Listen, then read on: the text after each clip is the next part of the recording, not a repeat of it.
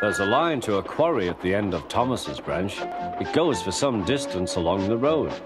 Thomas was always very careful to whistle here in case anyone was coming.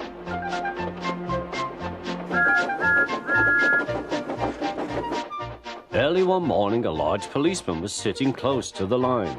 Thomas liked policemen. He had been a great friend of the constable who had just retired. Peep, peep, he whistled, "Good morning."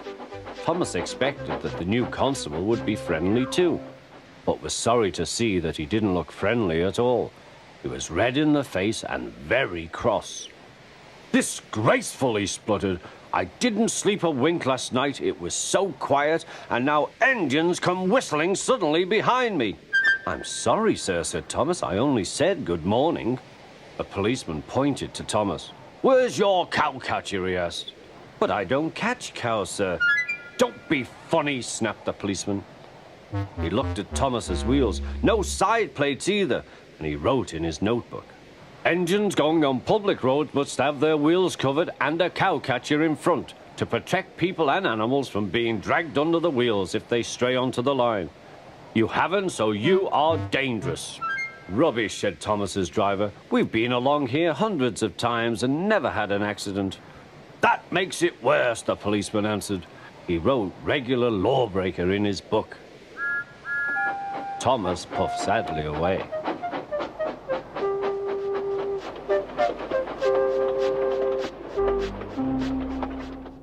The fat controller was having breakfast. He was eating toast and marmalade. The butler came in. "Excuse me, sir, you are wanted on the telephone." "Bother that telephone," said the fat controller. "I'm sorry, my dear," he said to his wife. "Thomas is in trouble with the police, and I must go at once." At the station, Thomas's driver told the fat controller what had happened. Dangerous to the public, indeed. We'll see about that.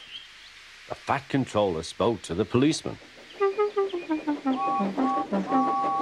But however much he argued with him, it was no good. "The law is the law," he said, "and we can't change it." The fat controller felt exhausted. "I'm sorry, driver," he said. "It's no use arguing with policemen. We will have to make those cowcatcher things for Thomas, I suppose." "Everyone will laugh, sir," said Thomas. "They'll say I look like a tram." The fat controller stirred. Then he laughed.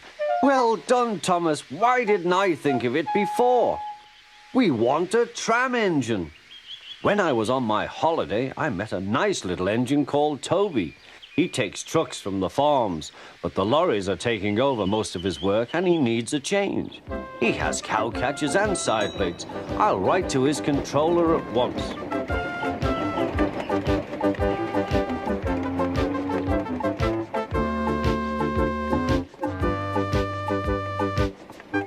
A few days later, Toby arrived. "That's a good engine," said the fat controller. "I see you've brought your coach, Henrietta." "You don't mind, do you, sir?" asked Toby.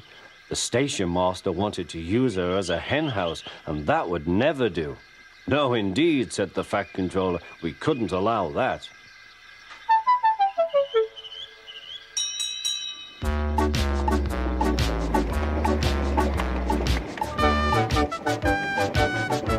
Toby made the silly trucks behave even better than Thomas did.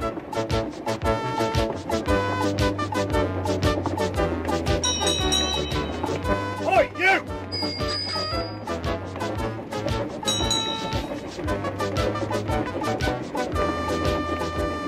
At first, Thomas was jealous, but he was so pleased when Toby rang his bell and frightened the policeman, they've been firm friends ever since.